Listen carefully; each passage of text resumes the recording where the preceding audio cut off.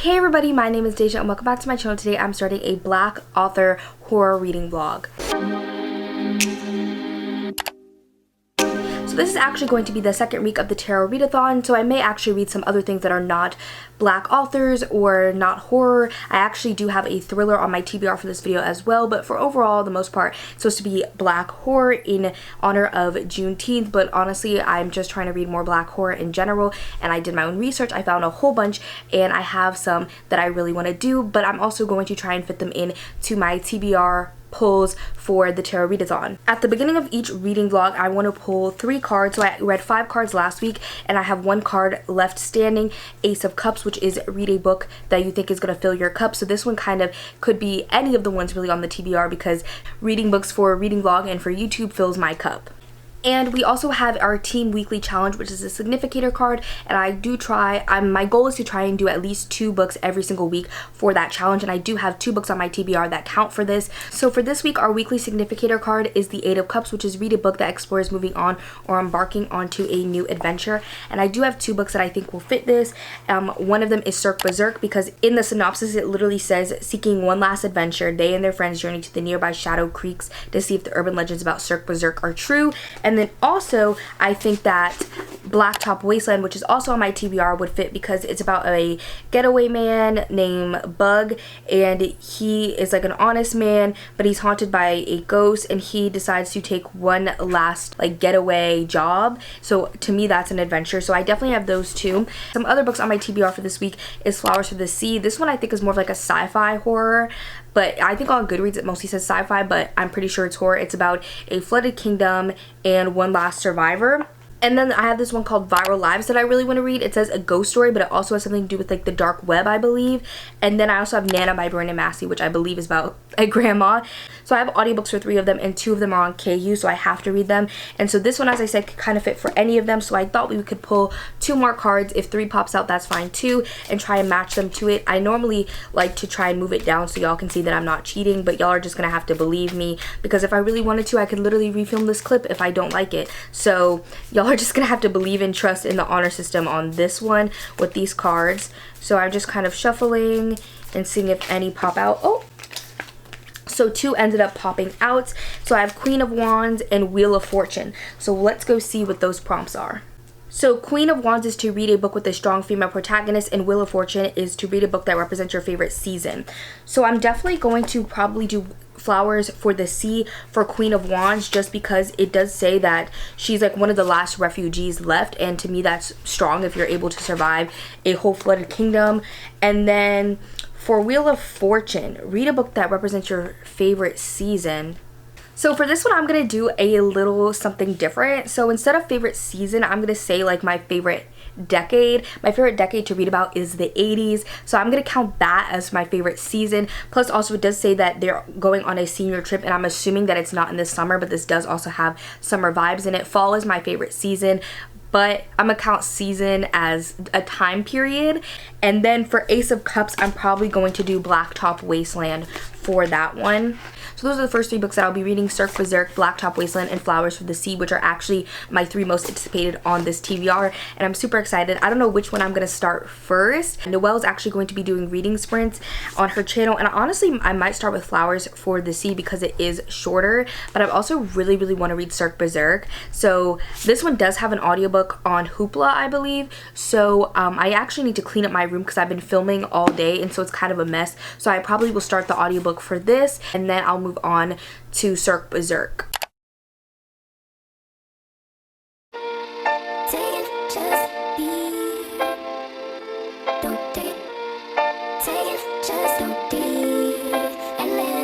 Don't take it personal, I ain't lying, I ain't hiding, I've been grinding, multiplying. I've been trying to get my weight up, staying prayed up, meditating and taking time away. You always posting up pictures, trying to look like you're winning. I'm writing rhymes in the kitchen, soaking in moments we live in, yeah. You got the nerve to be on me, faking a life that I had. So I'm doing sprints on Noelle's channel currently. We're on our last sprint, but in the sprints I ended up finishing Flowers for the Sea, and I didn't really update y'all because it's super short. It's only 105 104 pages, and this was for the prompt Queen of Wands, which is read a strong female protagonist, and the main character in this definitely was that. It says on Goodreads that this is Rosemary's Baby meets Octavia E. Butler, and I definitely get those vibes for sure, but I would also say this has remnants of Carrie in it for sure as well, and this actually does lean more like cosmic horror, which I didn't really expect or anticipate, which is not necessarily like my fave. And also it had I feel like the vibes and writing kind of did remind me of N.K. Jemisin, and the author did mention N.K. Jemisin as an inspiration for them in the acknowledgements of this. So if you like any or all of those things, maybe you would like this. I am sitting between a 3.5 and a 4 star for this one because I really enjoyed the themes and the writing. The writing was dense, but it was so lyrical and beautiful. I absolutely adored it, and this really dives into like the idea of isolation and the rage that comes with that, and just being like isolated and othered. And I think that really relates to the Black community because the Black community is very isolated and othered, obviously, and obviously the rage that comes with that and how that affects people. But this also has themes of motherhood and not wanting to be a mother, and it does have a really graphic birth scene in it, so I would be very, very cautious of that. Like if you don't like birth scenes at all or pregnancy at all, I would not recommend this.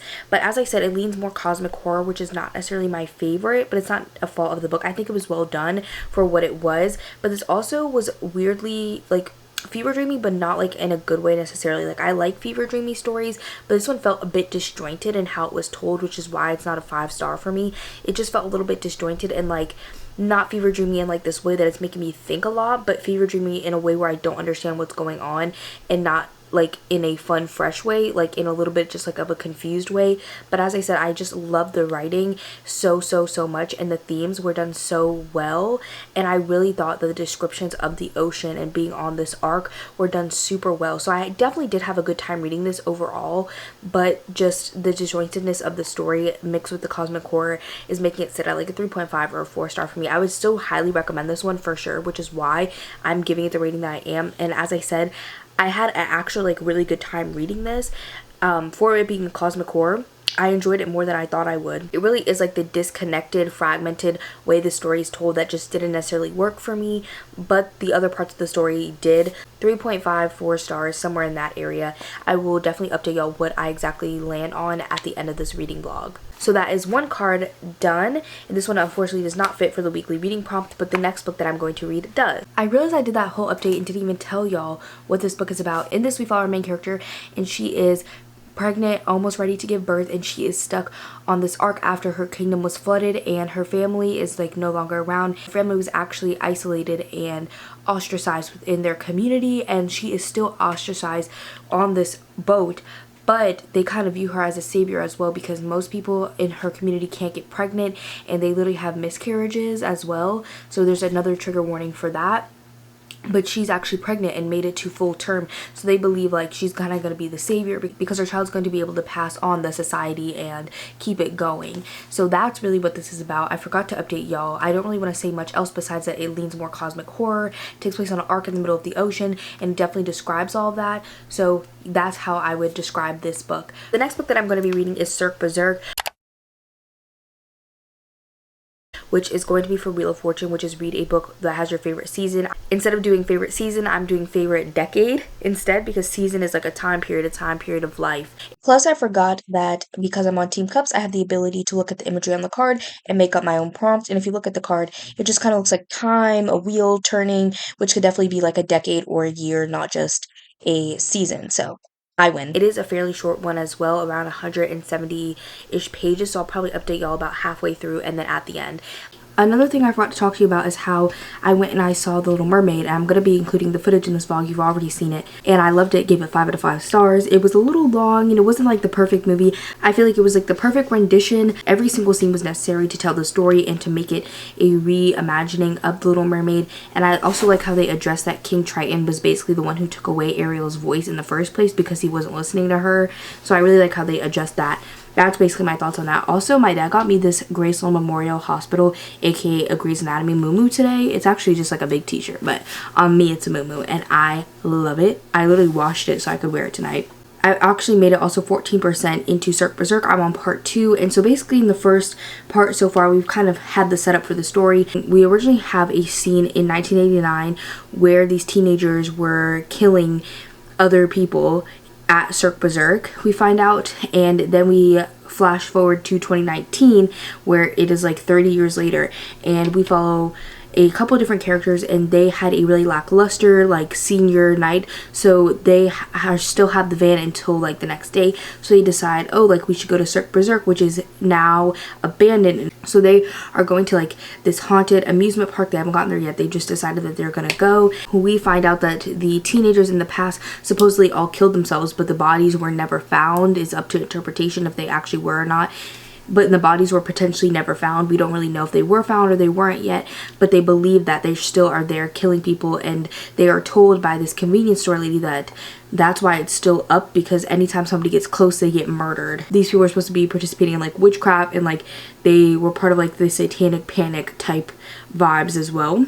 So I really enjoy the setup. I'm really liking the writing so far. I'm enjoying the characters that we're getting to know, and there is actually a character in this that is a black girl. I was worried that the author would not include any black characters, but there is a black character, and she does talk about like eco-styler and all this different stuff related to black culture and the black community so far. So I'm really enjoying that aspect, and I'm really glad that that's included in this, because I was worried it would be one of those books where it's written by a black author but every single character in the book is white.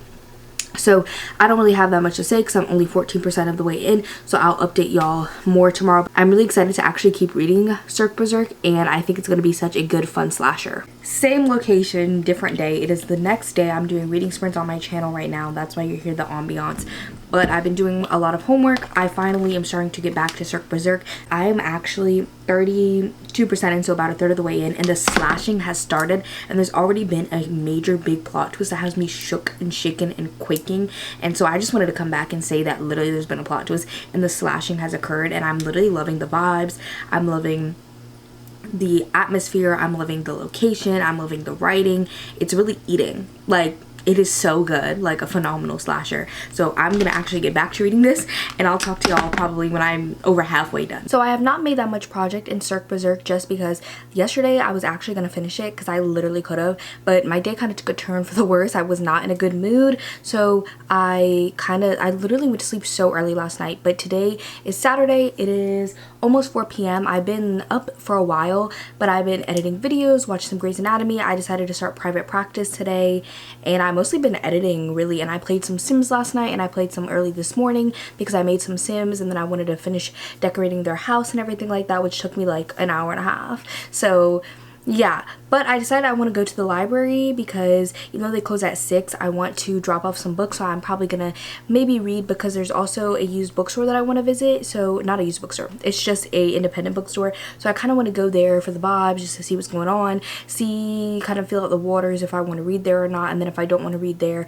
then after that I'm gonna go to the library, drop off the books, and then if I don't read at the independent bookstore, then I'm gonna read at the library to try and finish this book. They both close at 6, so I don't know if I'll be able to finish it there, but I kind of like need some fresh air. So I thought I would bring y'all along with me as I go to these different places, and maybe I'll make a Trader Joe's stop as well. We'll see. I'm a hiatus. I'm a hiatus. Baby, don't check for me. Taking time out to be and live my life off screen. Taking time out to be and live my life. Taking just to be and live my life. Don't take it personal. We just building. It's my season. Lay foundation. I ended up finishing Cirque Berserk, which is for the card Wheel of Fortune, which is like read a book within your favorite season. I did favorite decade because I'm trying to read books for this reading vlog, and I ended up giving that one 5 stars. I really loved it, but I didn't give y'all much of an update because what I was loving is very much a spoiler.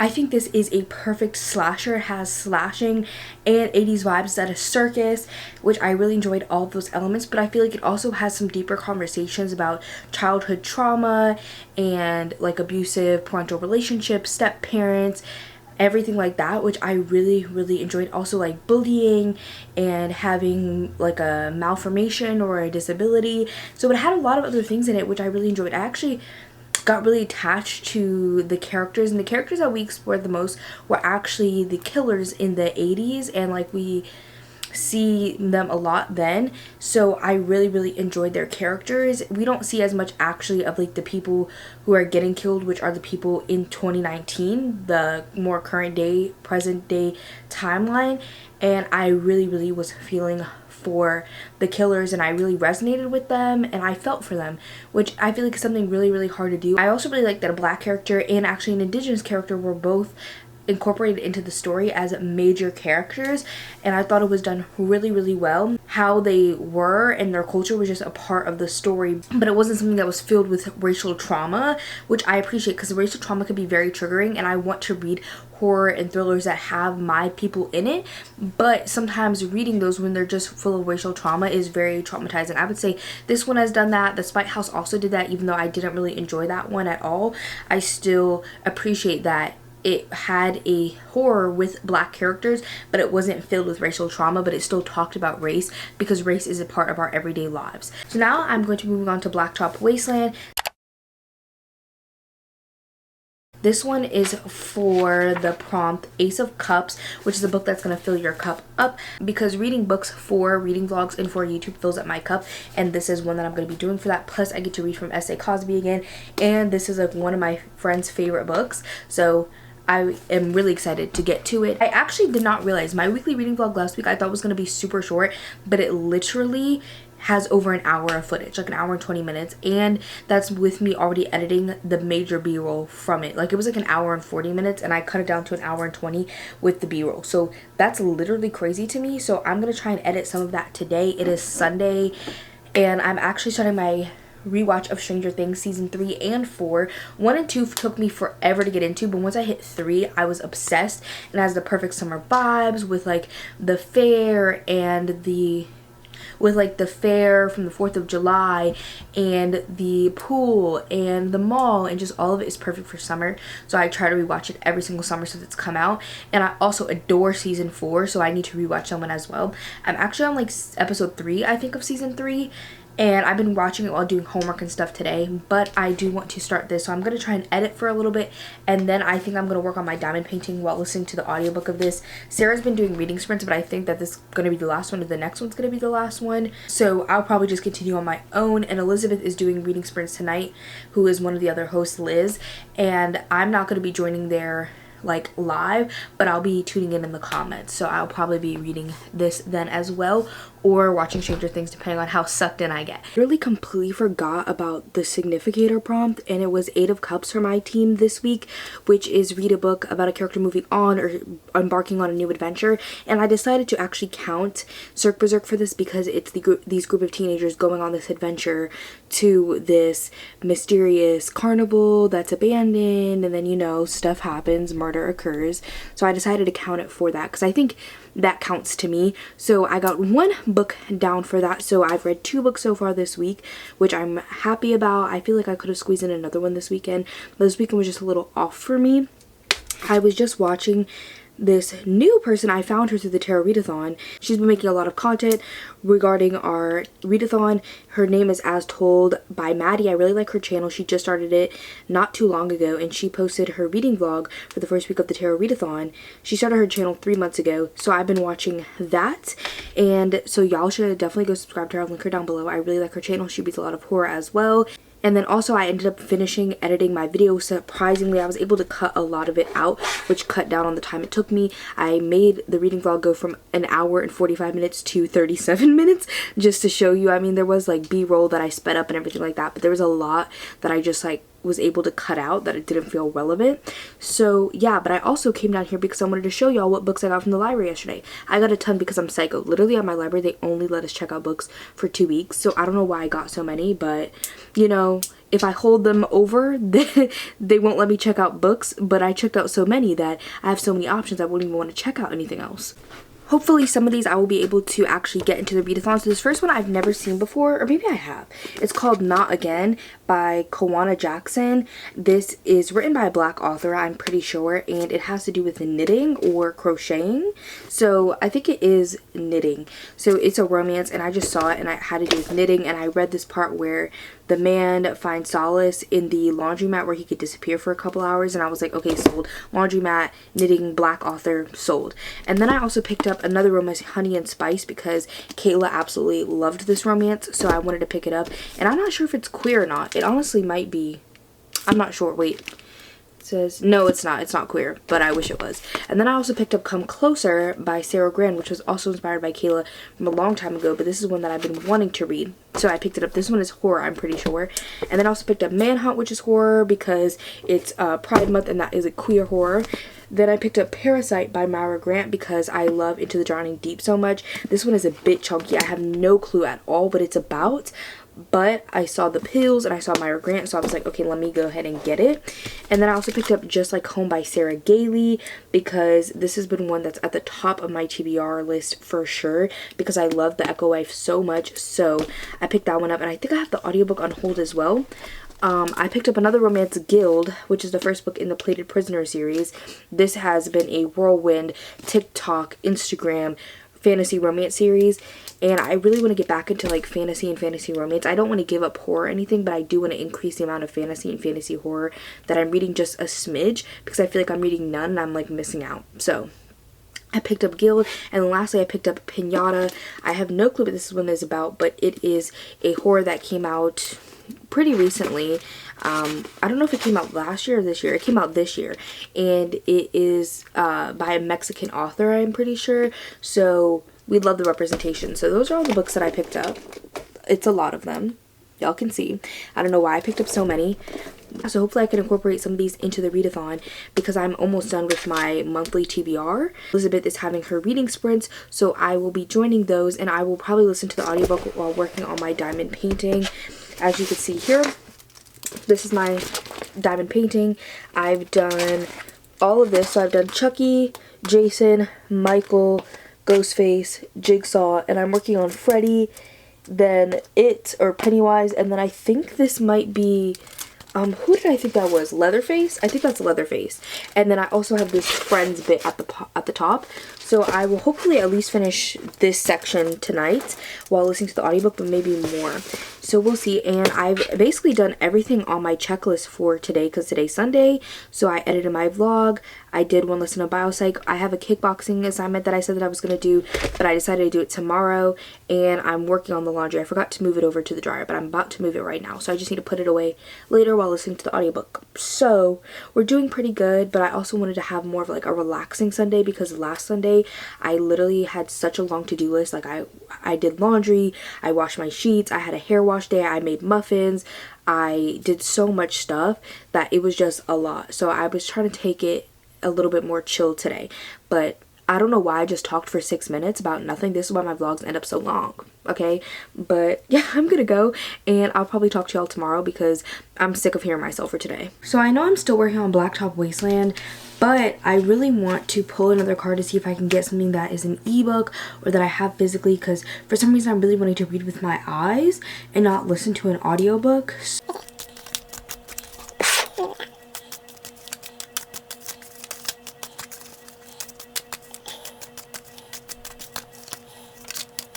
So many cards have almost fallen out. That's 2 again. I don't want 2.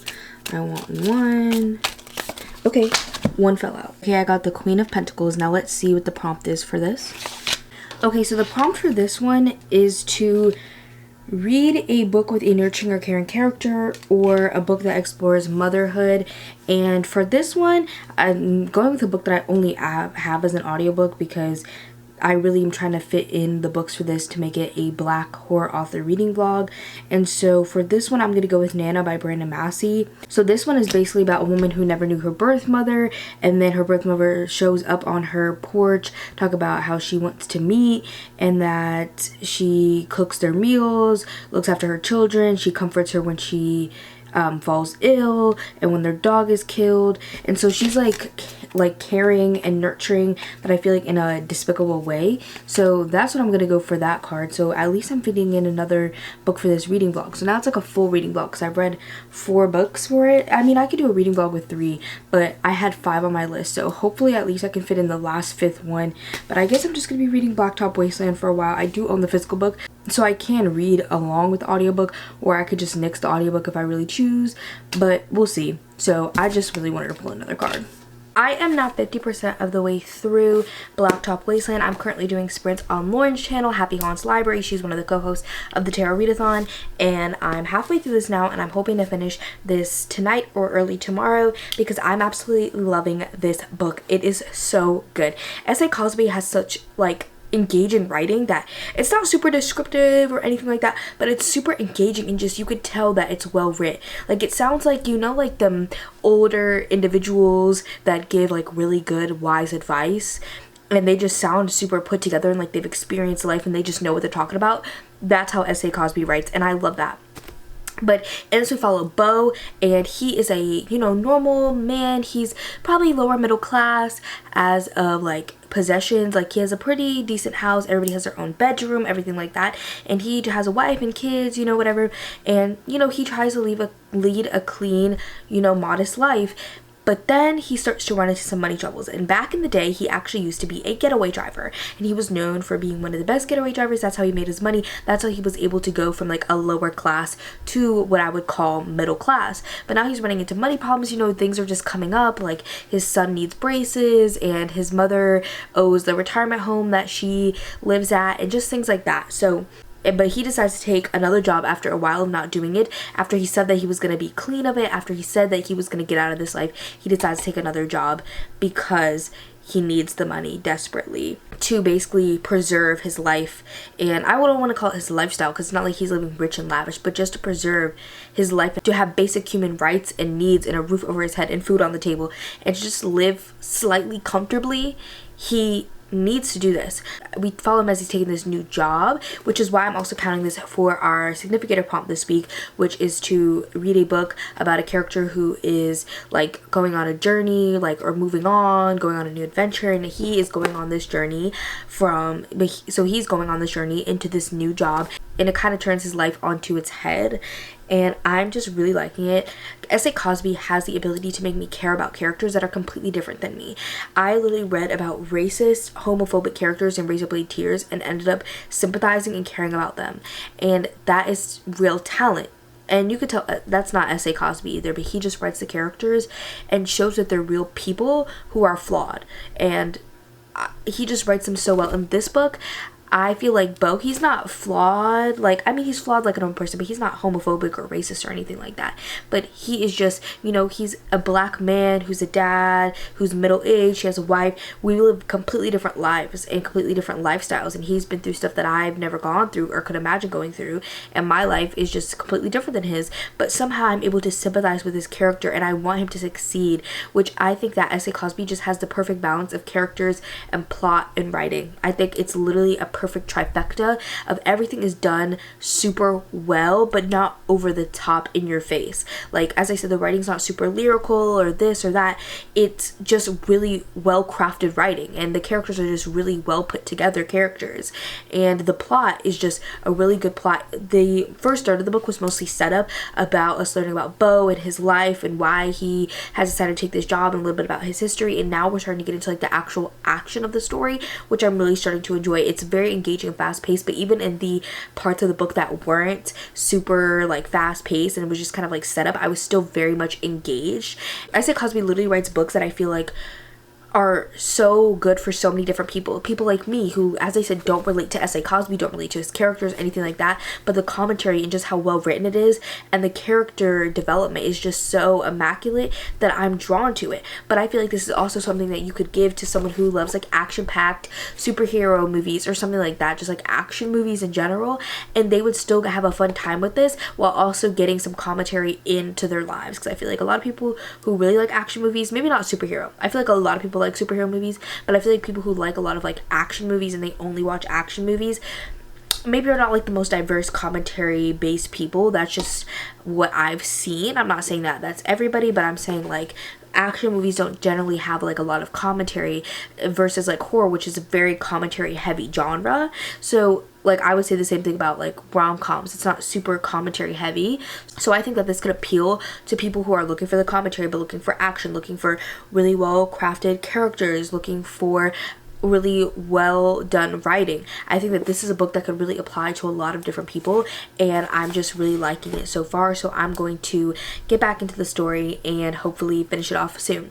So I just ended up finishing Blacktop Wasteland for the card Ace of Cups, and I'm doing reading sprints right now if you hear the ambiance, but I think I'm gonna give this one 4.5 stars, maybe a 5-star. I think I have to marinate on it a little bit, but everything I said in the last clip stands. My battery's dying, so I can't like talk about it for too long, but basically everything I said is how I felt. I love the writing. It's so digestible but engaging. I love the action and the gore and the commentary, but then the characters are so well developed as well.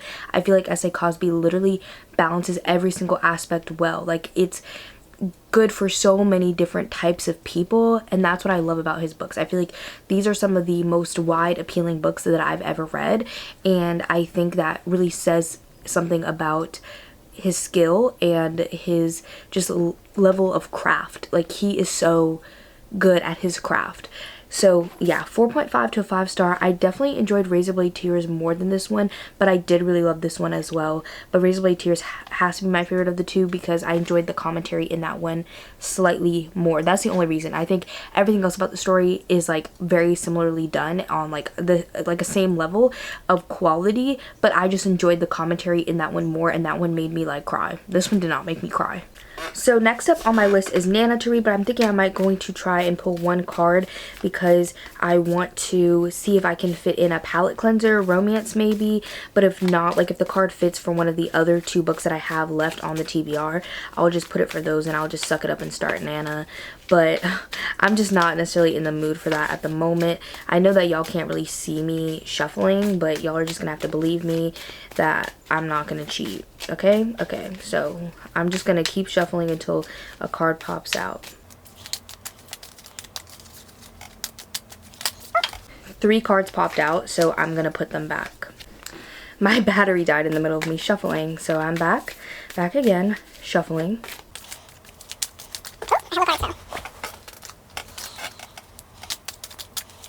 Okay, if one doesn't pop out within the next couple shuffles, I'm just gonna pull it from the top.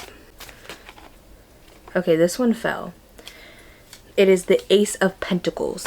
Okay, so this one is actually really interesting. It's buy/borrow a book off your wish list and then read it. Okay, so one that I just saw that is kind of like on my wish list is Goal by Alexandria House. I just saw that one. I just heard about it, and I don't own it physically or have it anywhere, so I'm going to borrow it and I'm going to read it from Scribd because I literally just was adding that to my Audible wish list, so I count it because like the other one that I had was an option. I've already bought the audiobook, so I can't read that one, but this one I can read, so this one actually fits. So thank you, cards, for giving me something that I can make work. So I'm going to be reading that book, Goal by Alexandria House.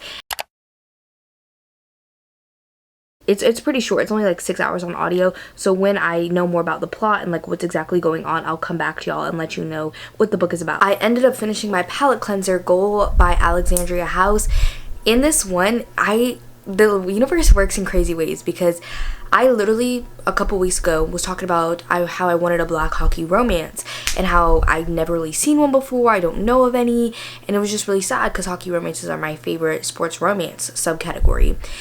And me and my friends, we even read The Big Score by Elle Kennedy as a joke. It was like not that independently published books are a joke, but the cover was really funny and there wasn't that many ratings and the writing was giving Wattpad. But we just read it like because we're like, it's 30 pages, like why not? Like it could be amazing.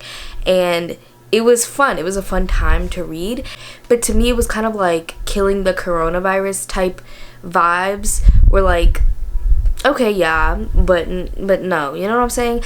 I ended up finding out about Go by Alexandria House and put it on my wish list to read on Audible because it just sounded so good, and it was a hockey black romance.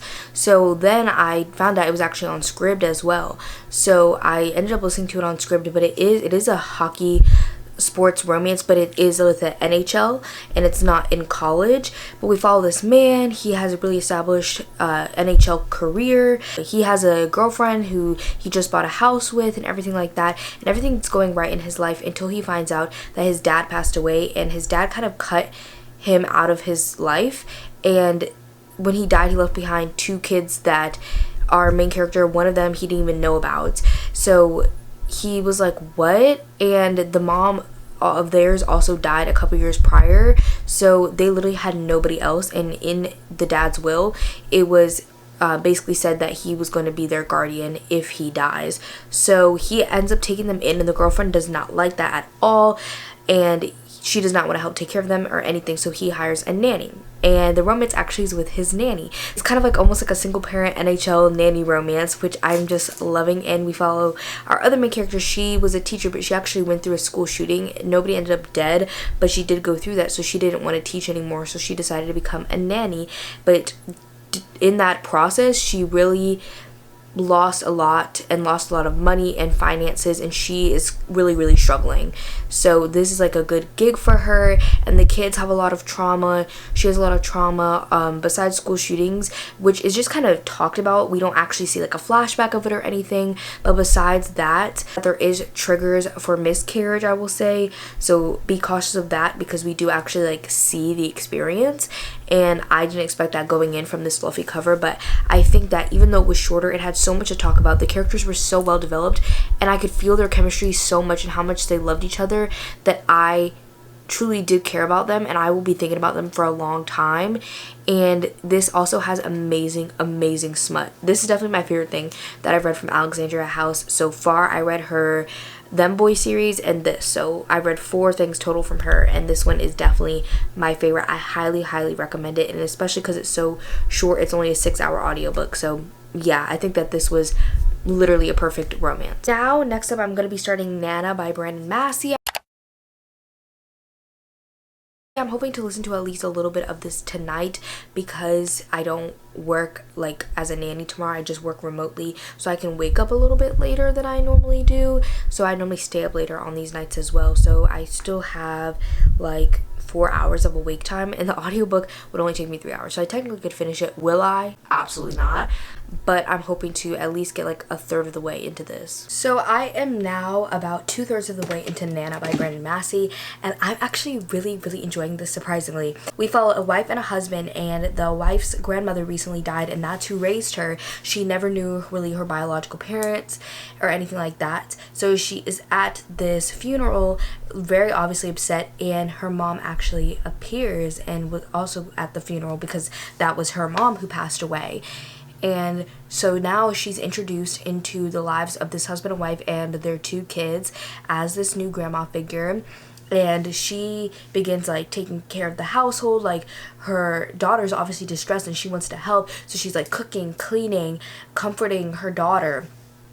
But some things are not necessarily right, and the husband is starting to pick up on that and really trying to get to the core of who this woman is and what her intentions are.